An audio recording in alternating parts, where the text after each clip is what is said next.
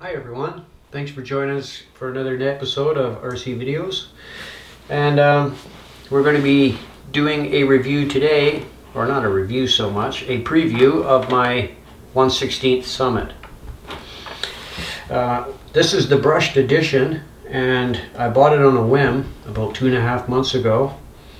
I've used it for about 20 minutes of actual time, but in that short amount of time I figured out that the brushed edition isn't exactly what I was looking for. I should have bought the VXL that everyone was stating to get on the YouTube channel, and I never listened to them, so now I'm going to end up making it into a VXL anyways. So what you need to do that, or the way I'm going to be doing it anyways, is I went out and I bought this, and inside of this comes an ESC and a Ventolin motor. I didn't need the motor because I figured that the motor that's in here for the brushed one is well enough to do the job, but it was only $30 more than the $70 motor. If you were to buy it separately, was a deal. So I figured, why not? 2 for 1. So this is what you get out of the box. You get this and you get the motor. And the motor is actually quite small. You can zoom in on that if you'd like to take a closer look at that.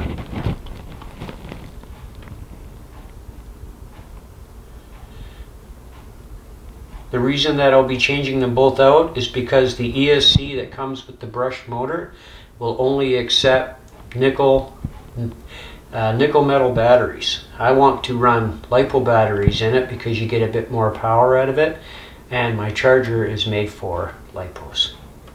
So that's the reasoning behind that. So you can zoom back. So we'll put this off to the side. The batteries that I decided to go with for this particular car are these batteries right here. These are LiPo batteries, 2 cells, and they're good for about 20-25 minutes of run time. What I did to put these batteries so they're going to work together, because the car will support 2 batteries at the same time, is I bought myself a parallel connector. This parallel connector will take the power from the 2 batteries and double its length time. So instead of getting 20 minutes out of one battery, you get 40 minutes out of the 2. The other way you can wire this system up is through series. If you do that, you're doubling the power of the motor and keeping it as if it had the power of 1 battery. Usually when you double the speed up of the motor, you're going to decrease the battery lifetime because it draws more power. So I wasn't after a power-hungry flip the car machine. I just wanted something that's going to run for a longer amount of time and give me more enjoyment. For the next part of my little preview, I guess, we'll get into the radios.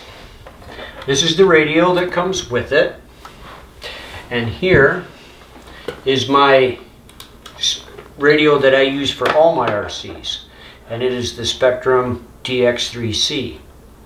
The differences between the two is this is all kind of analog and this is all digital, and the range between the two is this one has a pull-out antenna,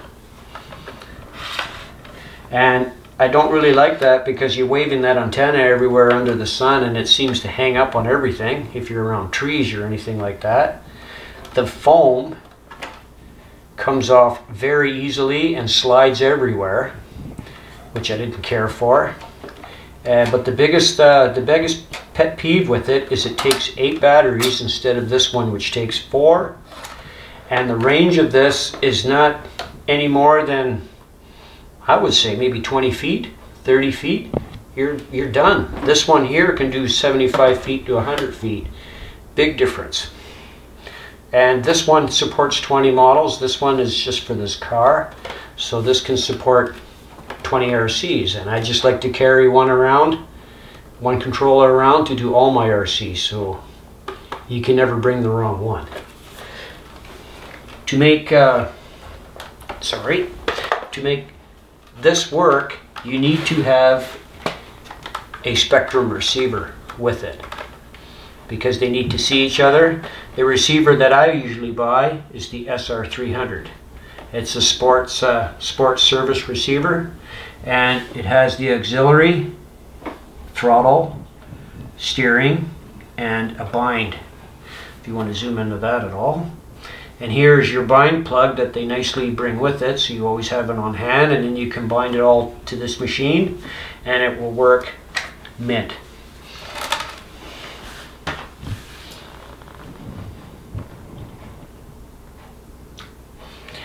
Okay, so that's all the parts that I'll be putting in, which you'll be seeing in the next video. And now I'll get into the car just a little bit with my trusty little pointer here, and that'll be it. One of the characteristics about this car is these tires have no foams in them. It's just like they're just like spongy air, but the car's so light, I don't think it really needs it. This comes off and goes on very easily by 4 of these little clips, which goes onto each post. And this is what you get on the brushed edition when you purchase it. You get the brushed 12T motor, you get yourself a battery compartment for each side, you get a servo, you get the ESC, and then you get, this is where the receiver is. And all is supposed to be waterproof, 100%. The only thing that I don't like about it is this motor is very difficult to pull in and out of this vehicle with it all in the car. So I think you pretty much have to pull out the transmission with the motor when you ever want to change it. And all the wiring that goes from the servo to the receiver is all underneath the motor, which was not the best approach, I thought.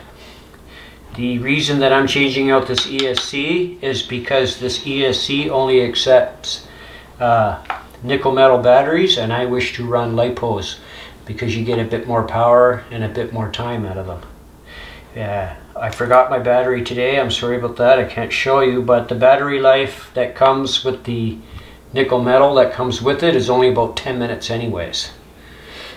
With my lipos, you get about 20-25 minutes, depends how wild and crazy you are when you drive with it.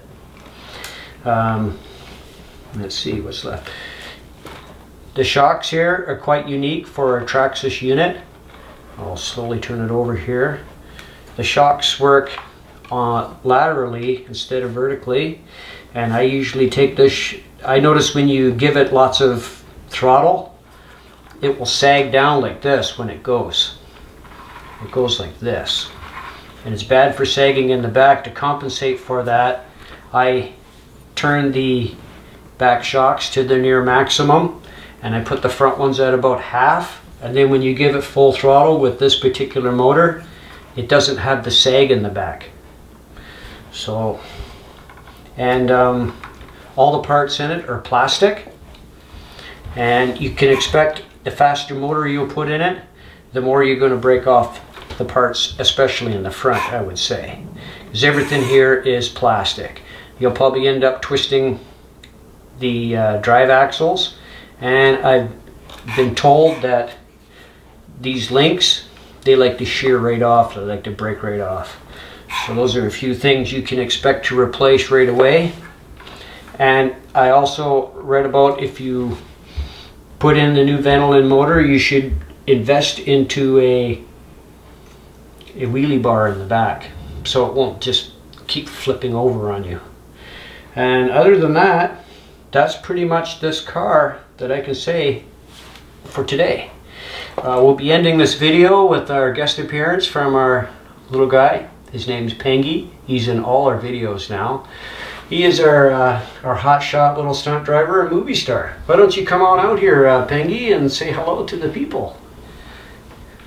What is that on your head, Pengy? It's my hair. Your hair? You got your hat off?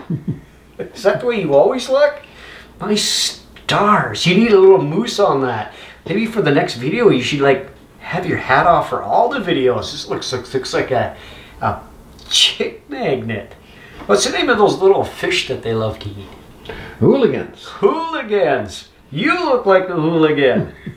I can't wait for you to be in our next video. Say bye, Pengy.